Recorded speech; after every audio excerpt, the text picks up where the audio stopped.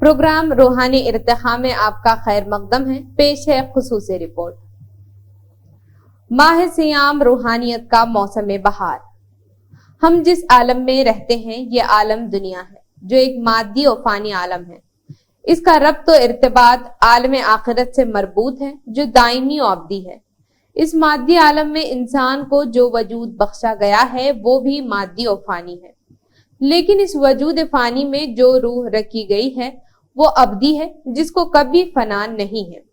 انسان چونکہ جسم و روح سے مرکب ہے، اس کے لیے کچھ تقاضے مادی جسم کے ہیں اور کچھ تقاضے روح کے۔ جو بندے اس مادی عالم میں مادی جسم کے تقاضوں کی تکمیل کے ساتھ روح کے تقاضوں کی تکمیل میں سنجیدہ رہتے ہیں، وہ اس ابدی اور دائمی عالم آخرت میں سرخرو کامیاب ہوتے ہیں۔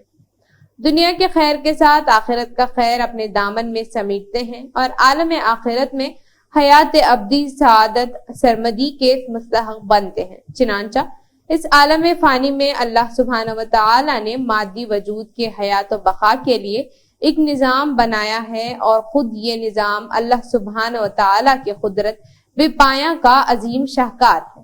اس نظام کائنات کی ندرت بھی محیر العقول ہے۔ اس کی رنگینیاں دلوں کو موہ لیتی ہیں۔ اس کا مشاہدہ اور راز میں غور و تدبر معرفت ربانی کا دروازہ کھولتا ہے۔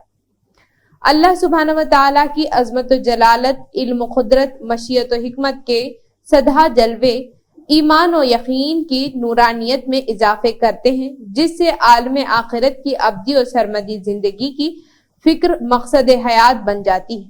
کامیابی کی یہی وہ شاہراہ ہے جس کی رہبری ہر دور، ہر قوم، ہر زبان میں انبیاء کرام و مرسلین اعظام نے فرمائی ہے۔ چنانچہ ہر دور میں اللہ سبحانہ و تعالی نے اپنے محبوب و منتخب اور چنندہ بندوں کو نبوت و رسالت کے منصب جلیلہ پر فائز فرمایا اور ان پر آسمانی ہدایت نامے نازل فرمائے، جس کی آخری کڑی خاتم النبیین رحمت للعالمین سیدنا محمد صلی اللہ علیہ وسلم ہے، اور آپ صلی اللہ علیہ وسلم پر آخری کتاب ہدایت قرآن مجید نازل ہوئی۔ اس کا نزول بھی ماہ رمضان اور اس کی قدر کرنے والی راتوں میں ہوا۔ یہ وہ کتاب ہے جو سعادت دارین کی تمنا اور آرزو، طلب و تڑپ رکھنے والوں کے لیے پیغام رحمت ہے۔ دنیا سے زیادہ آخرت کی کامیابی کی فکر میں گھلنے والوں کے لیے ایک زرین تحفہ ہے، جس کی قدر و قیمت کا کوئی اندازہ نہیں کیا جا سکتا۔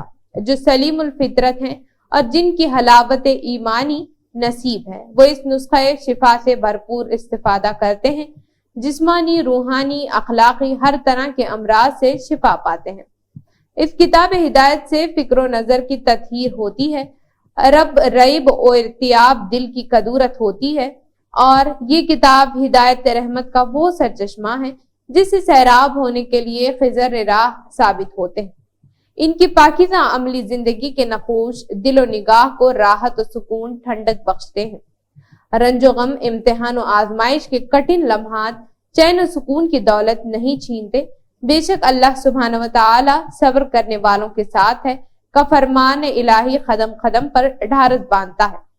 آس و امید کے چراغ دلوں میں روشن رکھتا ہے۔ صبر ایک ایسا اعلیٰ وصف ہے جو نازک ترین لمحات میں سکون و قرار برقرار رکھتا ہے۔ انسان کی دل گیر نہیں ہوتا اور اس کا حوصلہ نہیں ٹوٹتا۔ خوشی و مسرت کے اوقات بھی حق سبحانہ کی یاد سے غافل نہیں کرتے۔ جذبات تشکر سے ان کے سینے کچھ اس قدر معمور ہو جاتے ہیں کہ ان کا قیام و قعود، ان کی سجدہ ریزیاں اور بڑھ جاتی ہیں۔ ماہ رمضان المبارک کی آمد ان کی روح افزا مناظر کا احساس تازہ کراتی ہے۔ الغرض اس مادی عالم کے نظام میں جسمانی حیات کے لیے اللہ سبحانہ و تعالی نے ہوا اور پانی کا انتظام فرمایا، رزق و روزی کے اسباب مہیا کیے ہیں، دن رات اور ماہ و سال ایک نظام بنایا ہے۔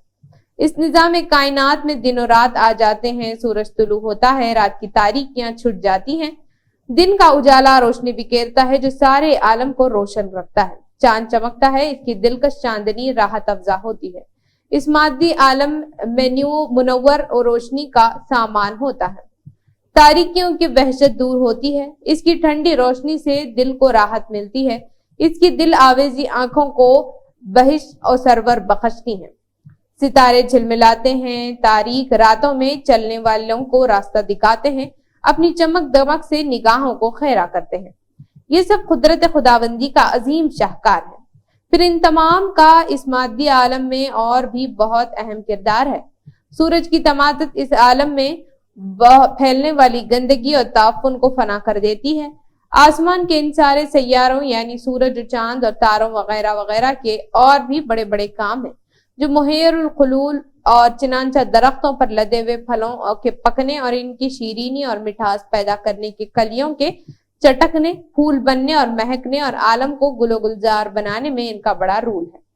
اس کے علاوہ عقل انسانی اور فہم امکانی سے بالا اور بھی بہت سے مادی فوائد ان سے وابستہ رکھے گئے ہیں، جن میں اور مخلوقات کے علاوہ انسانوں کی حیات سے متعلق منافع پوشیدہ ہے، جن کا احاطہ کرنے قصور عقل کے بنا انسان عاجز و خاسر ہے۔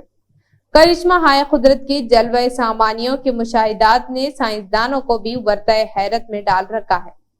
اللہ سبحانہ و تعالیٰ کی بخشی ہوئی ذہنی و فکری، علمی و تحقیقی گوناگون صلاحیتوں کے باوجود عجز و اعتراف پر مجبور ہیں اور اس کائنات کا ایک صانع، خالق و مالک ہے۔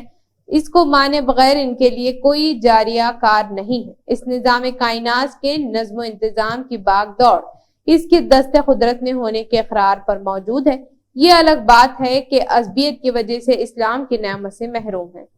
اس عالم میں سردی، گرمی، بارش، بہار اور خزاں کے موسم جب جب آتے ہیں، رحمتوں کے سوغات لاتے ہیں۔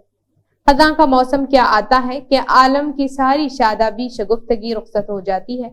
پتجھڑ کا موسم درختوں کو بے لباس بنا دیتا ہے اور وہ سوکھ کر ایک بے جان لاشا کی طرح زمین پر کھڑے دکھائی دیتے ہیں۔ بہار کا موسم حیات و زندگی، رونق و تازگی کا خوشگوار پیام لاتا ہے۔ سورج کی تمازت سے سمندروں سے بخارات اٹھتے ہیں، بادلوں میں تبدیل ہوتے ہیں، ریفائنری کا کام کرتے ہیں، یعنی کھارے پانی کو شیریں اور خوش ذائقہ بنا کر زمین پر برساتے ہیں، جس سے ساری فضا دھل دھلا کر صاف و ستھری ہو جاتی ہے۔ کھیتیاں سیراب ہو کر لہلہانے لگتی ہیں، اناج و دانوں کی پیداوار ہوتی ہے، درخت تر و تازہ ہو کر سایہ فگن ہوتے ہیں اور خوش ذائقہ پھل پھلار دیتے ہیں۔ پھر اس موسم بہار کے شادابیوں سے سارا عالم سبززار بن جاتا ہے۔ ہر طرف حیات و زندگی، شگفتگی اور شادابی جھلنے لگتی ہے۔ عالم کا ذرہ ذرہ سبز و گل کی چادر اوڑھ لیتا ہے۔ مادی عالم ہی کی طرح روحانی عالم میں بھی خزاں و بہار کے موسم آتے ہیں۔ سورج روشن ہوتا ہے، چاند کی چاندنی چٹکتی ہے، جان پھرا روشنی بکھیرتی ہے، ستارے جگمگاتے ہیں، رات کی تاریکیوں میں دل بھاتی خوش کن نور و روشنی کی چراغ روشن رہتے ہیں۔ تمثیل کی زبان میں آسمان روحانیت کی چاند و سورج گویا اللہ سبحانہ و تعالیٰ کے محبوب ترین چنندہ و منتخب بندے انبیاء کرام و مرسلین اعظام علیہ السلام و السلام کے دوات مقدسہ ہیں۔ اس دنیا میں جن کے باعثت اور ان پر آسمانی ہدایت کے نزول سے کفر و شرک، ضلالت و گمراہی، طغیان و عصیان کے گھٹا ٹوپ تاریکیاں دور ہوتی ہیں۔ رشد و ہدایت، نیکی و پارسائی، خیر و بھلائی، فوز و فلاح، کامیابی و کامرانی کے روشن مینار عالم کی روحانیت کو روشن رکھتے ہیں۔ الغرض قلب و روح کی دنیا روحانی تازگی سے معمور ہو جاتی ہے۔